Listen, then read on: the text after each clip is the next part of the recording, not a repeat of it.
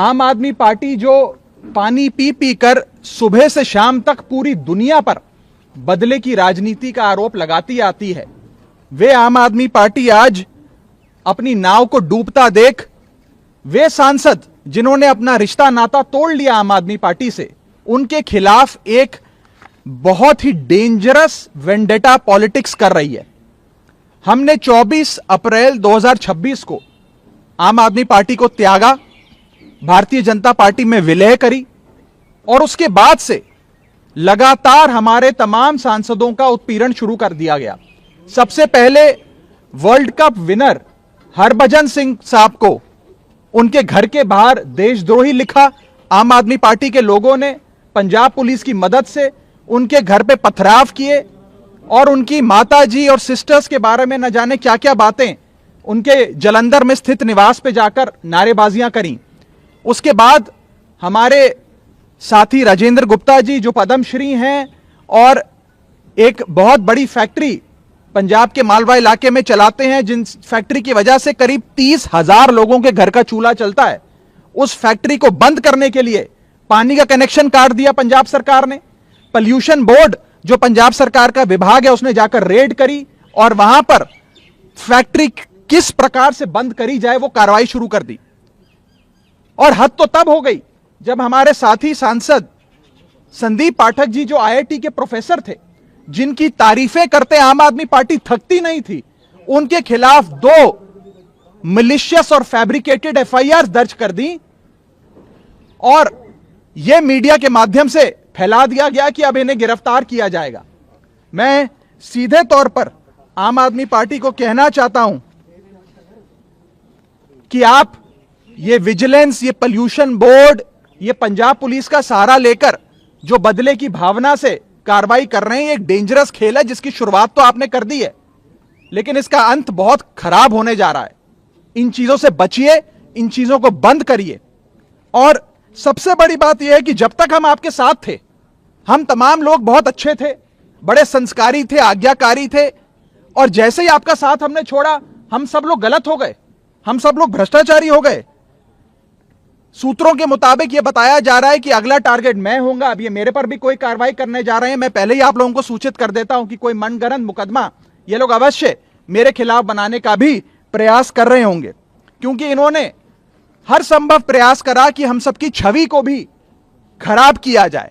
पंजाब सरकार ने जिन एजेंसियों को हायर किया, बंबई में स्थित जिन एजेंसियों के माध्यम से सोशल मीडिया पर हमें धमकियां दी जा रही हैं, हमारे साथ गाली गलौज किया जा रहा है, हमारे परिवार के बारे में न जाने क्या क्या बोला जा रहा है, पूरे तरीके से पंजाब सरकार की एजेंसीज का, पंजाब सरकार के पैसे का दुरुपयोग कर कर आम आदमी पार्टी इस प्रकार से गंदा खेल रच रही है।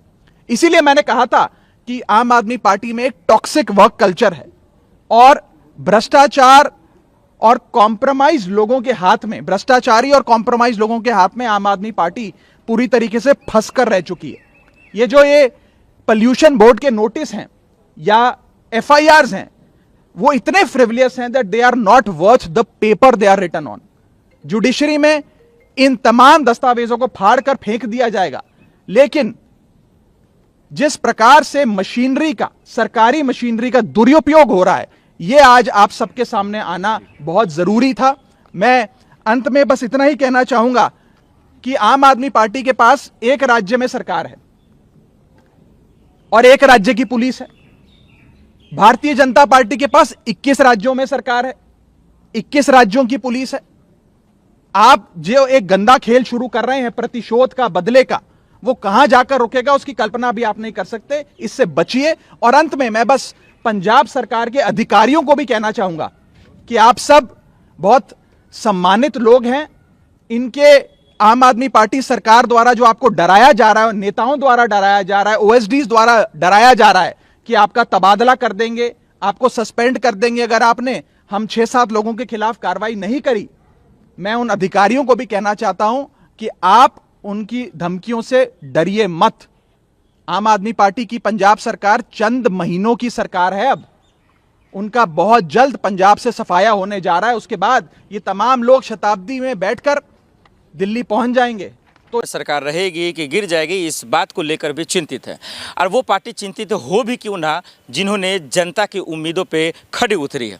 लेकिन वहीं बंगाल में बीजेपी की जीत से भी परेशान है कि भाई जीतने के बाद आखिर ये शैतानीपन क्यों दिखा रहे हैं।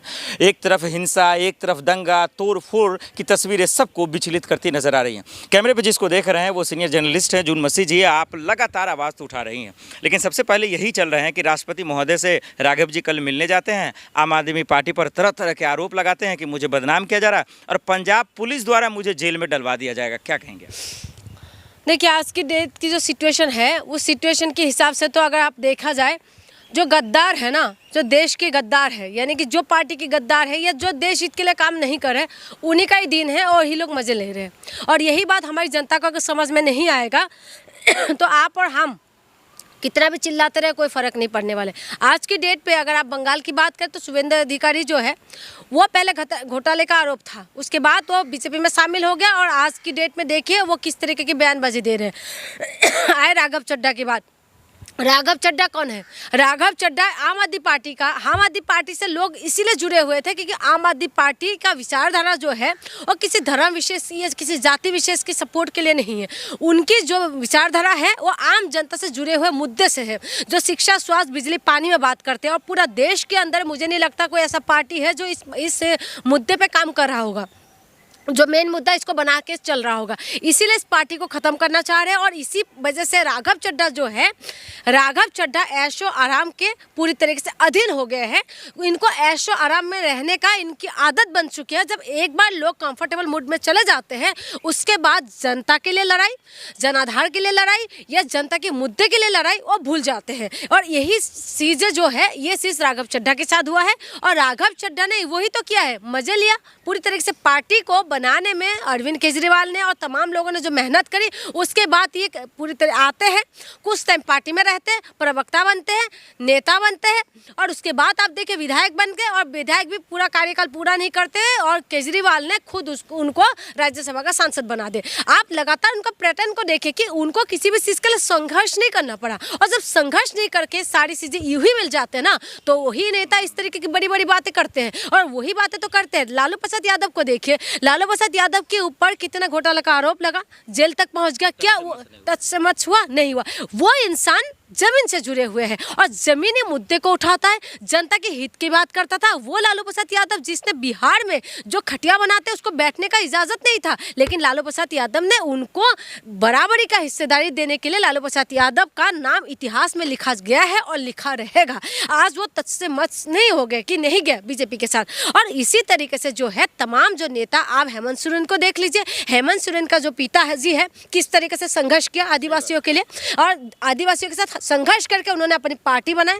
पार्टी बनाते हुए यहाँ तक पहुँचे। उसके बाद हेमंत सोरेन में भी जो है जेल जाना मंजूर हुआ, लेकिन वो तस से मस नहीं हुआ, बीजेपी के साथ शामिल नहीं। मैंने ये नहीं बोला कि बीजेपी खराब है। बीजेपी का ये है कि इनका जो आइडियोलॉजी है, जो ये हिंदू मुसलमान वाले करते हैं, मुझे उससे नाराज़गी है। मैं उससे परेशान हूँ कि देश के अंदर हिंदू मुसलमान के सिवा भी हमारे देश के अंदर बहुत मुद्दा है। और आए राघव चड्ढा की बात। राघव चड्ढा ऐसा एक गद्दार है जिन्होंने पूरी तरीके से जो है तहस नहस कर दिया आम आदमी पार्टी को। जिस पार्टी ने उनको पूरी तरीके से मान, सम्मान, स्वाभिमान दिया, अभिमान दिया, आज अगर राघव चड्ढा को देश में या दुनिया में लोगों के, युवाओं के बीच में अगर वो नाम जानते हैं तो ये अरविंद केजरीवाल का दिया हुआ दान है, एक तरीके से समझा जाए। ये उनको यूं ही मिल गया, इसी वजह से ऐसे कर रहे हैं। और अभी जो कह रहे हैं पंजाब के अंदर सरकार गिर सकते हैं, तो देखिए आज की डेट पे हताश हम लोग भी है और एक आम जनता हूं मैं, तो आम जनता होने की खातिर मैं ये देख पा रही हूँ कि देश किस दिशा में जा रहे हैं। दिशा और दशा इस देश का अच्छा नहीं है, जिसकी वजह से हम दुखित है। और सबसे बड़ी बात है, लोकतंत्र खत्म हो रहा है। कल